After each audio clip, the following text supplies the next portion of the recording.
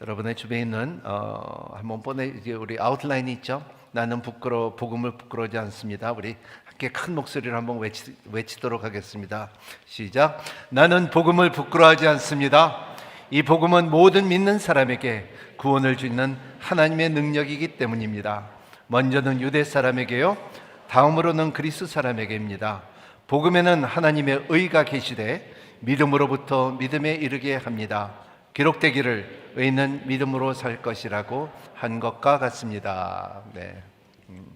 아웃라인이 준비됐고요. 그래서 참 로마서 7주자입니다. 그래서 삶을 변화시키는 편지 가운데 은혜가 여러분의 삶에 변화를 주는 힘이 있고 그 진실인 것을 항상 받아들이고, 여러분 가운데 목사님 저 변했어요, 목사님 나 거듭났어요, 목사님 하나님의 말씀이 나의 마음속에 꽉 찔렀어요, 목사님 나 주를 위해서 살겠습니다, 이러한 간증이 여러분 가운데 역사하기를 예수님 이름으로 축복합니다.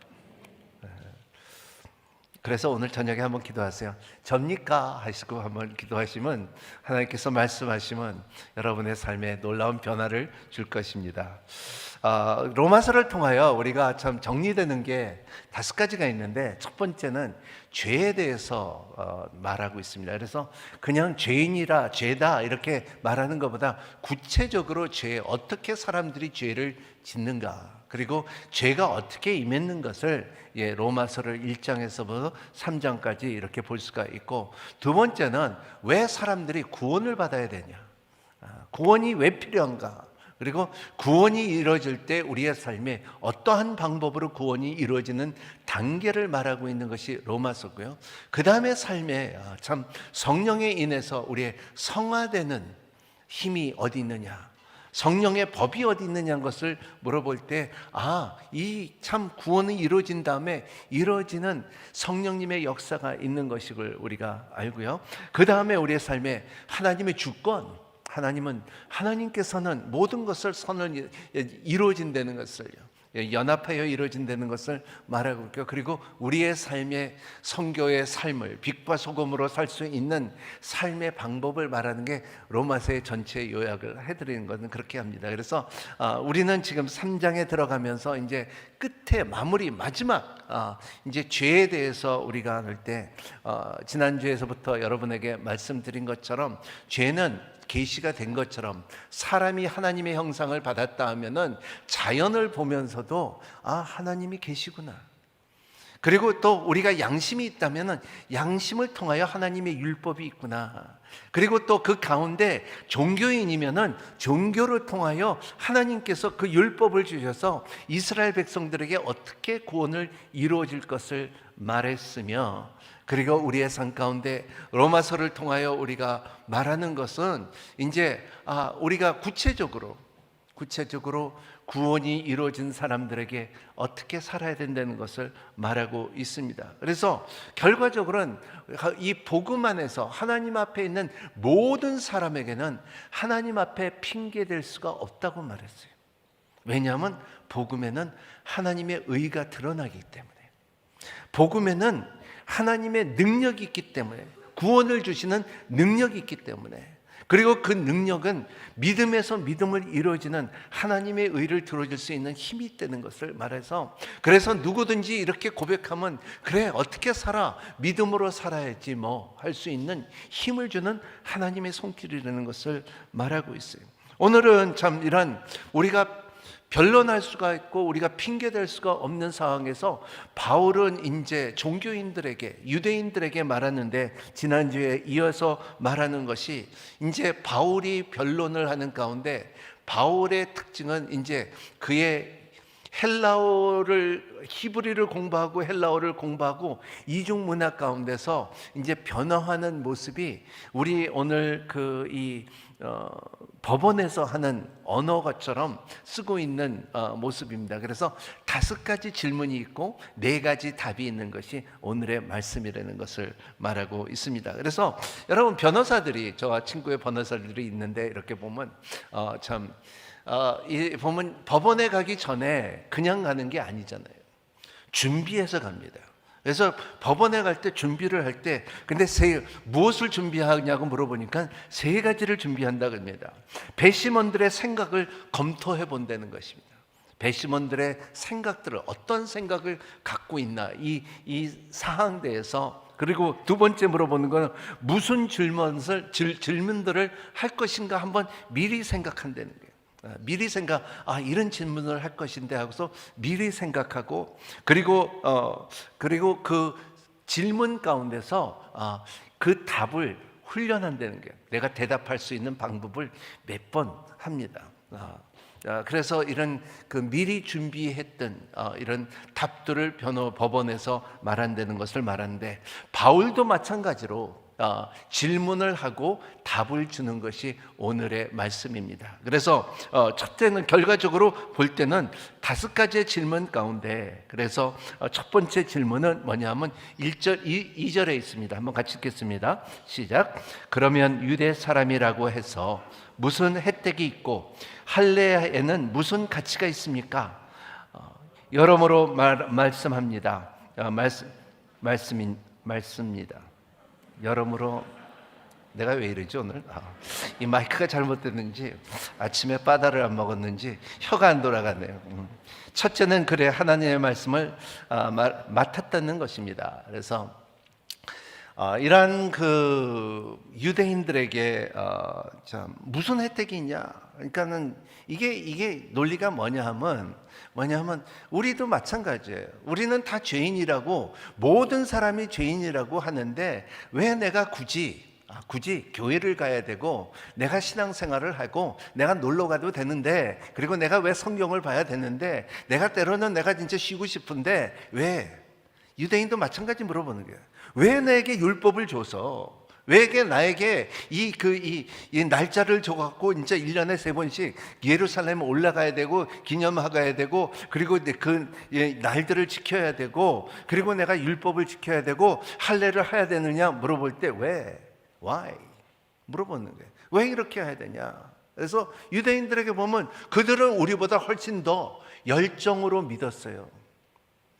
우리는 교회 일주일에 한 번씩만 오지만은, 하지만 그들은 뭐가 많았어요. 절기도 많았고요. 그러니까 왜 그랬느냐? 그래서 참 이게 공평하지 않다는 거예요. 그때 바울이 뭐라고 말하냐면,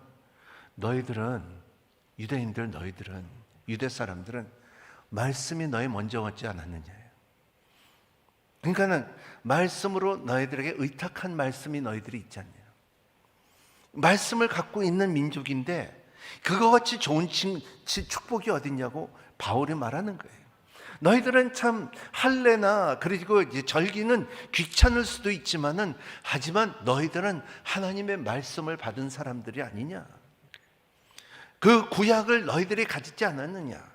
그래서 너희들의 참 출애굽기 25장에 보면 10절서부터 16절 말씀은 거기에 법궤를 만드는데, 법궤 안에는 금으로 싸고, 그리고 고리를 만들고, 그리고 봉을 만들어서 금으로 덮여갖고 그거를 아주 구별돼 갖고, 그리고 그 위에는 천사들을 갖다 쌓아놓고서, 근데 그거를 다 법궤를 만들지만 중요한 것은 그렇게 금으로서 만들었는데도 불구하고 더 중요한 것은 그 안에 들어가는 것이 더 중요하다는 거예요.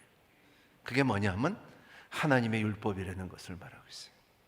암만 다이아몬드를 박았고 그리고 진주를 박았다 할지라도 그거보다도 더 법궤 안에 있는 중요한 것이 말씀이라는 것을 말하고 있어요. 그래서 출애굽기 26장에 그렇게 말하고 있습니다. 그래서 이런 것은 너희들은 말씀을 받은 자 아니냐.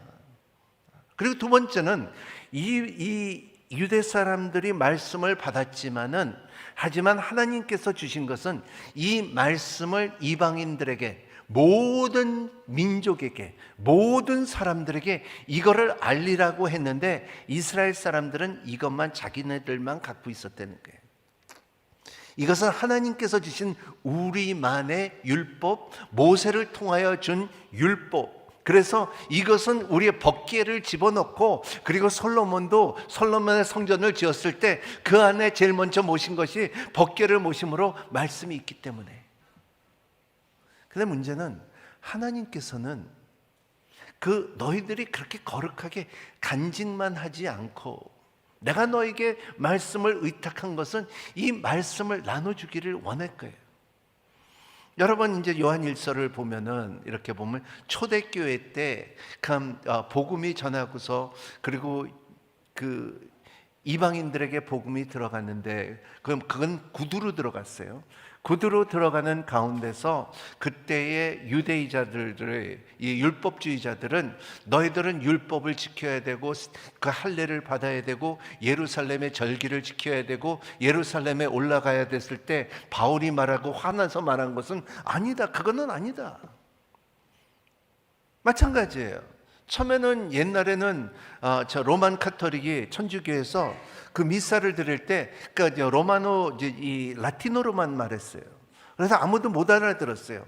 그래서 루터가 종교 개혁을 한 것은 뭐냐면 이 개혁이라는 것은 하나님의 말씀은 모두에게 선포되는 것이 개혁이었어요. 그런 것처럼 바울이 지금 말하는 것은 하나님께서 너희들에게 맡겨준 말씀을 너희들은 축복이지만 하지만 그거를 나눠주지 못했다는 것을 말하고 있습니다. 두 번째 중요한 것은 3절 4절에 있습니다. 두 번째 질문은 3절 읽겠습니다. 시작. 그런데 그들 가운데 어떤 사람들이 믿지 않았다면 어떻게 되겠습니까? 그들은 불신앙이 하나님의 신실함을 무료시키겠습니까? 결코 그럴 수 없습니다. 사람은 다 거짓말쟁이라도 해도 하나님은 진실하십니다. 기록되기를 주께서 말씀하실 때 의롭다는 인정을 받으려고 판단받으실 때 이기려 하심이라고 한 것 같습니다. 굉장히 어려운 말입니다. 이 말 자체가 이 영어로 읽고 이 다른 나라 헬라어 말로 읽어도 어려운 말 자체예요. 왜냐하면 바울이 영적인 논리를 갖고 사람에게 이 풀어주는 방법을 말하고 있어요. 그래서 질문은 하나님의 신실하심을 무효시키겠습니까? 그래서 바울의 답은 결코 그럴 수가 없다. By no means, no. 그럴 수가 없다. 왜냐하면 우리는 거짓말을 하고 우리는 실패를 하고 우리는 죄를 진다 할지라도 하나님께서는 그럴 수가 없다는 것을 말하고 있어요. 그렇기 때문에 하나님이라는 거예요. 그래서 하나님께서는 그 신실하신, 그래서 그러면 사람들이 말하기는 내가 죄를 졌기 때문에 하나님께서 주시는 약속이 이제는 무효하리냐. 근데 하나님께서 성경에 보면 두 가지 약속이 있어요. 첫 번째 약속은 조건적인 약속이에요. 하나님께서 말씀 조건적인 약속. 그래서 너희들은 나에게 구하라 그러면 주실 것이요, 찾으라 그러면 찾을 것이요, 두드리라 그러면 열릴 것이요, 구한 자마다 얻을 것이요, 찾는 자마다 찾을 것이요, 두드리는 자마다 열릴 것이요. 이게 하나님의 말씀이 이 조건적인 거예요. If you ask. 그 조건적이에요. 누구든지 예수 그리스도를 믿는 자마다 구원을 얻으리라 하는 조건적이에요. 누구든지 믿는 자마다. 또 말하는 것은 뭐냐 하면 이 조건 가운데 그 역대하 7장 14절에 보면 내 이름으로 불리는 내 백성들이 악한 길에서 돌이켜 스스로 낮아지고 기도하고 내 얼굴을 구하면 내가 하늘에서 듣고 그들의 죄를 용서하며 그 땅을 고칠 것이다. 고칠 것이다. 너희들이 내 이름을 부르면, 겸비하고 회개하면은 너희들이 그 땅을 축복을 받을 것이고 그 땅은 회복이 될 것이라는 조건적인 하나님의 약속이에요. 근데 무조건적인 약속이 있어요. 성경에 보면 하나님께서 우리의 의견이 달리 하나님께서는 자기의 약속이 있어요. 사람에게 준 그거는 뭐냐면 너희들에게 너희 이스라엘 백성을 통하여 내게 메시아를 보내겠다는 거예요. 미가를 통하여, 이사야를 통하여, 그리고 에스겔을 통하여 그 너희들에게 메시아가 올 것이라 하는데 올 때 너희들이 믿지 않았다는 거예요. 하지만은 하나님께서 약속하신 것은 오신다는 거예요. 그래서 오신다는 것 자체가 그리스도께서 이 땅에 오셨다는 것은 유대 사람만 아니라 모든 만민을 위하여 오셨다는 것을, 그것은 하나님께서 주신 전서부터 약속을 했다는 것은 우리가 알아야 되는 것입니다. 또 하나님께서 우리에게 주신 또 무조건적인 약속은 뭐냐면 그리스도께서 우리에게 성령을 보내주겠다 그랬습니다. 너희들이 받든지 안 받든지 너희들이 믿든지 하면 보내준 건 보내준 것이고, 그리고 하나님께서 또 무조건적인 약속은 뭐냐면 내가 다시 온다는 거예요. 이거는 우리의 행동과 우리의 권이 달라서 하나님의 약속은 우리 가운데 있다는 것을 말하고 있어요. 이것을 이 약속을 믿는 여러분이 되시기를 바랍니다. 왜냐하면 하나님은 신실하시기 때문에. 여러분들의 이제 이 OBC를 공부하면 하나님의 성품을 공부하면은 많은 하나님의 성품이 있잖아요.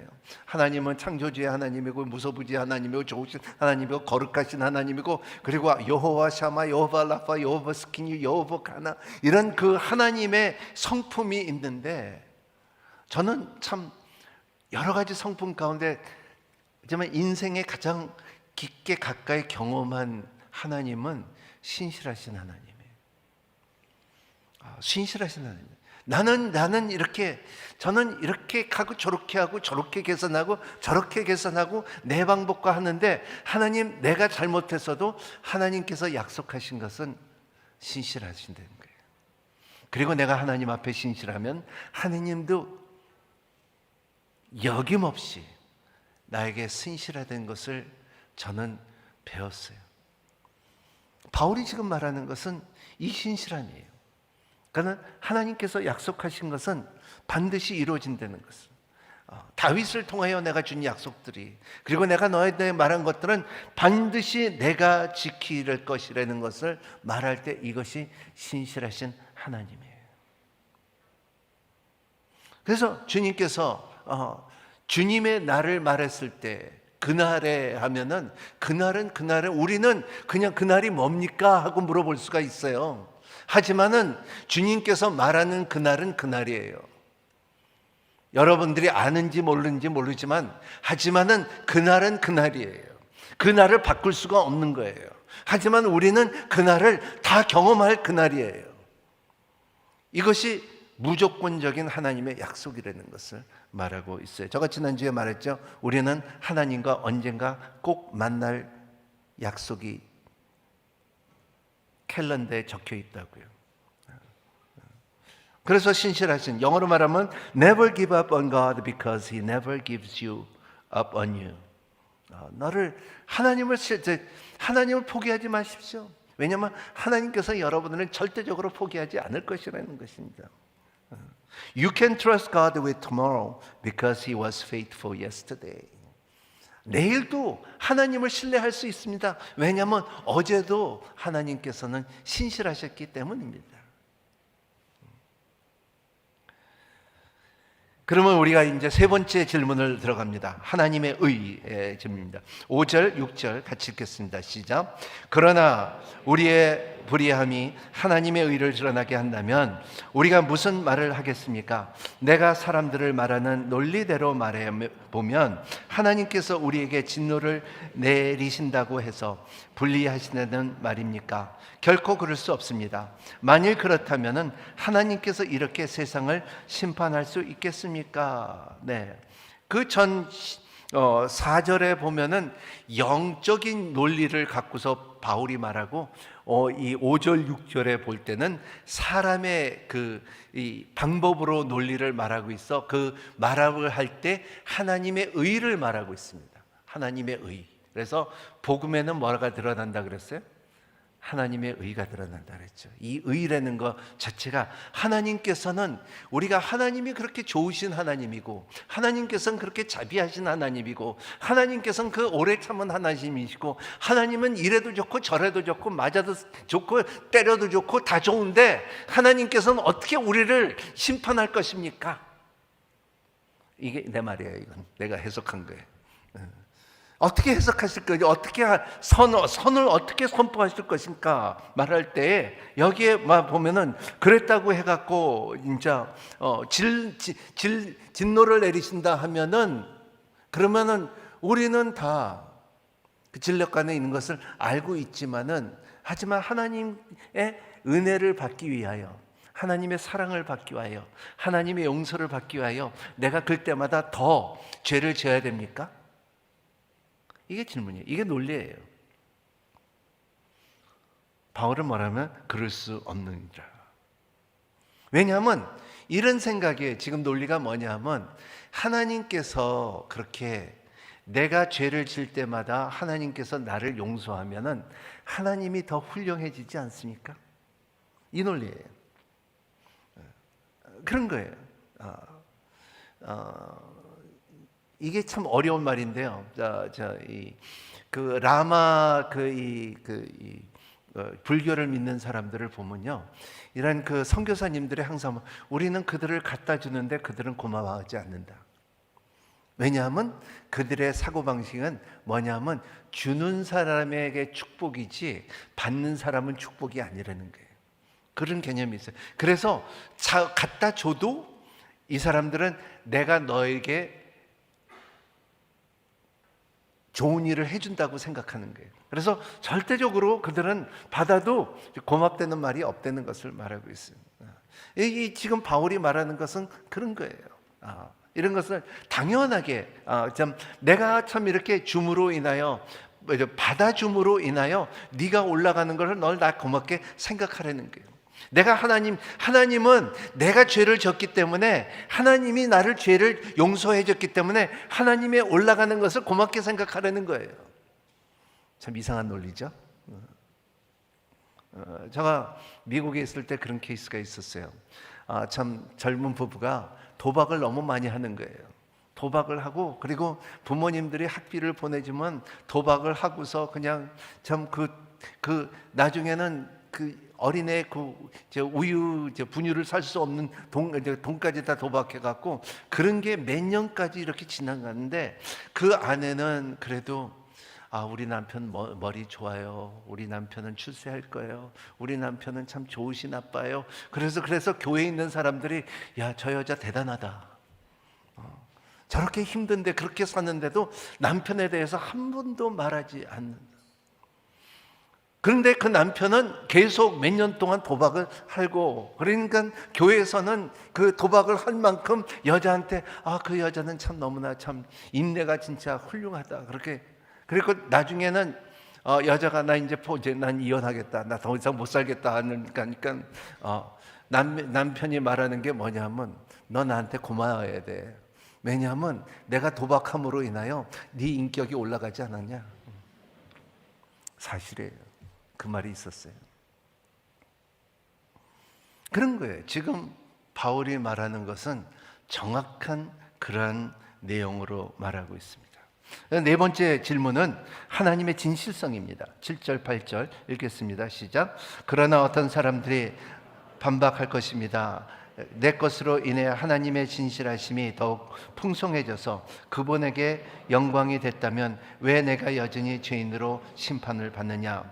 그리고 선을 이루기 위해 악을 행하는 자라고 말하지 않겠습니까? 어떤 사람들은 우리가 그렇게 말한다고 비방하니 그런 사람들은 심판을 받아야 마땅합니다. 여기에 6장도 있고 9장에 말하는 것은 로마서에 보면 그러니까 죄 있는 곳에 은혜가 크다 그랬어요. 그런 말이 있어요. 죄 있는 곳에. 그렇잖아요. 여러분의 삶에 죄가 많은 것에 용서함이 있는 것을 알고 있잖아요. 여러분, 사회는 전과자 걸면요 이렇게 돼요. 사회는 살인자 걸면은 이렇게 하고 같이 안 해요. 하지만 교회는 그런 벽이 없어요. 과거에 어떤 삶을 살았다 할지라도 교회는 동일하게 은혜의 법이 있기 때문에 교회는 어떠한 과거가 있다 할지라도 우리는 그리스도 예수 안에서 거듭난 사람들은 같은 피를 나누고 같은 몸을 나누기 때문에 그 기조는 뭐냐면 우리가 그리스도 예수의 형제 자매냐 아니냐예요. 세상의 기준이 아니라는 것을 말하고 있어요. 근데 오늘 여기에 말하는 것은 뭐냐면, 그래, 하나님께서 은혜가 많은 곳에, 죄가 많은 것에 은혜가 있으니까는 내가 말하는 것은, 그러면은 내가 더 죄를 지면 내가 은혜가 더 많아지지 않을까, 그런 말이에요. 이게 좀 얘가 좀 어떤 제가 저 전도사였을 때 대청을 이제 인도할 때 이렇게 보면요, 참 거기는 이제 다 결혼을 안 한 애들이니까는 이제 서로 보는 것이 눈이 달라요. 어느 애가 잘생긴다, 어느 애가 이쁜가. 그래서 그 눈이 아주 그냥 바짝바짝해요. 근데 걔네들이 오는데 보면, 근데 오랫동안 교회 다닌 남자들은 그렇게 인기가 없어. 근데 나중에 와서 죄도 많고 머리도 길고 바지도 찢어지고 그리고 막 좀 이상한 애들이 오면은 인기가 있더라고요. 왜 인기가 있나 하니까는 자기 말하는데, 나는 이런 사람이야. 나는 너무나 죄가 많아서 내가 구원을 받을 수 없다. 그렇게 하면서 나오는 사람들이 참 자매들이 관심이 굉장히 많더라고요. 근데 그러면 그 마음에 뭐냐면, 내가 너무나 죄가 많기 때문에 하나님 나한테는 이 은혜를 곱빼기로 줘야 됩니다. 그렇게 말할 수가 있냐? 없다는 것을 말하고 있어요. 그럴 수는 없다. 왜냐하면요, 하나님은 그럴 수는 없다는 것은, 하나님은 신실하시고 하나님께서는 이제 진실성이 있기 때문에 그렇지 않다는 것을 말하고 있어요. 하나님께서는 우리의 죄를 용서를 하지만은 하나님께서는 죄를 지라고 승인하는 것이 아니라는 것을 알아야 되는 거예요.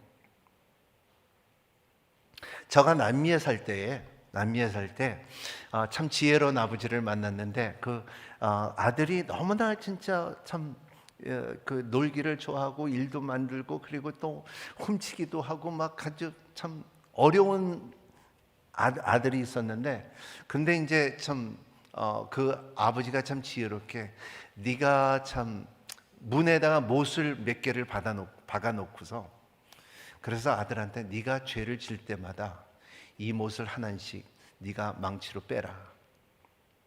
근데 계속 그 아들이 그 못을 빼면서 이 죄를 짓죠. 못을 빼고 아버지가 가서 그러면 가서 돈을 갚아주고, 그리고 누굴 때리면 가서 고쳐주고, 그리고 뭐 일을 다 처리해줘요.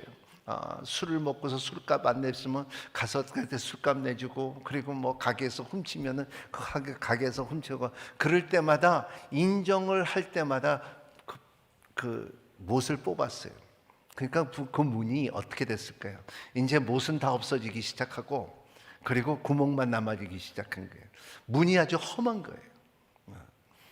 그거 보면은 그 아버지가 아들을 용서를 하긴 하지만은 그 상처는 남아있다는 것을 말하고 있어요. 못은 이제는 없지만은 문에 이 못 박혔던 구멍들은 계속 남아있다는 거예요. 교회에 와서 나 마약을 했던 사람이고, 나는 도박했던 사람이고, 나 외도했던 사람들은 다 좋아요. 하나님께서는 용서할 수 있는 힘이 있어요. 하지만은 그 대가는 치러야 돼. 이 삶에 드러난다는 것을 말하고 있어요. 이게 있었던 케이스가 서빙고에서 있었던 케이스가, 진짜 족포가 들어와서 거듭났어요. 성령 받았고요. 교회를 매일 와서 맞고 4시간씩 기도했어요. 근데 믿음 생활을 잘하면서 왔는데 1년 반이 지난 다음에, 그 다음에 이제 공동체 안에서 싸움이 났는데, 깜짝 놀란 것은 족보 때 쓰던 그 욕이 그대로 나오더라고요.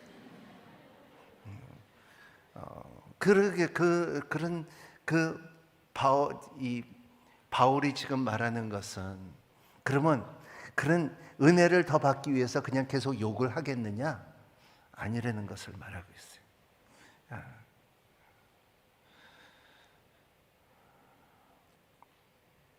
다섯 번째, 모두의 죄. 9절 한번 읽겠습니다. 그러면 무슨 말을 해야 하겠습니까? 우리가 더 낫습니까? 결코 그렇지 않습니다. 유대 사람이나 그리스 사람이나 다 죄 아래 있다고 우리가 이미 선언했습니다. 무슨 말을 할까요? 우리는 다 죄 아래 있고 선언했다는 것입니다. 그래서 23장에 들어가면서 바울이 말합니다. 우리가 핑계댈 수 없는 모든 사람이 죄를 범하였음에 하나님의 영광을 이루지 못한다는 거예요. 그 영광을 찾는 방법은 오직 복음밖에 없다는 것을 말하고 있어요. 그렇기 때문에 참 팀켈러 목사님이 이렇게 말했죠. 영어로 말해서 죄송합니다. Religion says earn your life. Secular society says create your life. Jesus says my life for your life. 굉장히 어렵게 좀 힘든 말입니다. 그 종교는 너희는 네 삶을 얻어라. 너희들 꾸며라. 그렇고 말하고, 그리고 사회는 너는 네 삶을 만들어라 하는 것이고, 그리고 예수 그리스도는 네